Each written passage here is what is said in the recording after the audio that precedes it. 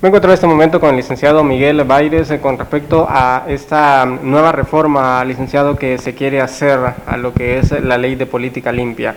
¿Qué repercusiones pudiesen presentar principalmente con esta situación a futuro para las próximas elecciones en nuestro país? Muy buen día, estimado Ariel Mayes, y a todos sus amables televidentes de Orange Star TV. Bueno, este tema de la ley de política limpia, déjeme decirle de forma muy sincera que nos tiene muy inquietos. ¿Y cuál es la razón de esto?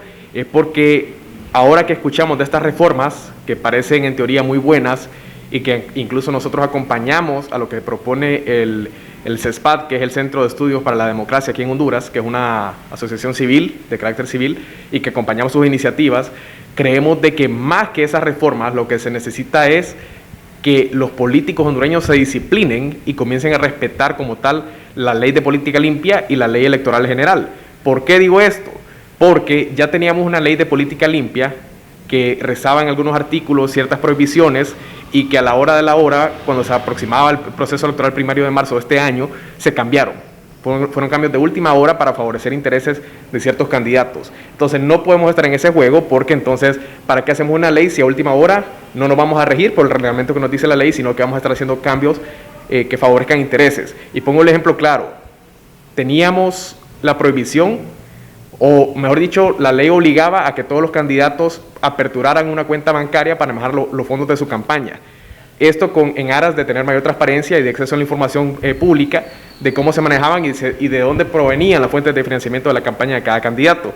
Miremos que al final, parte de la bancada del Partido Liberal, parte de la bancada del Partido Nacional, derogan lo que es este artículo de ley para permitir que un precandidato presidencial en ese momento del Partido Liberal pueda inscribir su candidatura, que ahora es el candidato al partido, que es Yanni Rosenthal Hidalgo. Entonces tenemos que respetar esa ley porque si vamos a estar haciendo cambios de último momento, de nada funciona.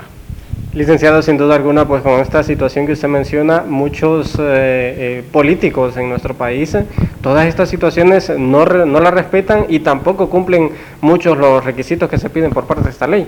Es correcto. Bueno, para el caso, mencionaba el director ejecutivo del CESPAD, que gracias a esa reforma o a esa derogación de último minuto que hicieron en el Congreso Nacional nuestros diputados actualmente, pues y la repercusión que tuvo es no solamente la inscripción de esa candidatura que en su momento no debía ser o no correspondía, sino también el hecho que solamente el 33% de todos los precandidatos que participaron en el proceso electoral pudieron cumplir con ese requisito de aperturar la cuenta bancaria. Entonces nos quedamos que prácticamente solo 1 de cada 3 participantes en el proceso electoral cumplieron ese requisito. Entonces no debe ser así. Yo creo que si se vienen estipulando leyes desde procesos electorales pasados en aras de mejorar la transparencia, en aras de mejorar, digamos, el bloqueo de que no ingresen capitales ilícitos de parte del narcotráfico o incluso la utilización ilegal de fondos públicos para las campañas políticas.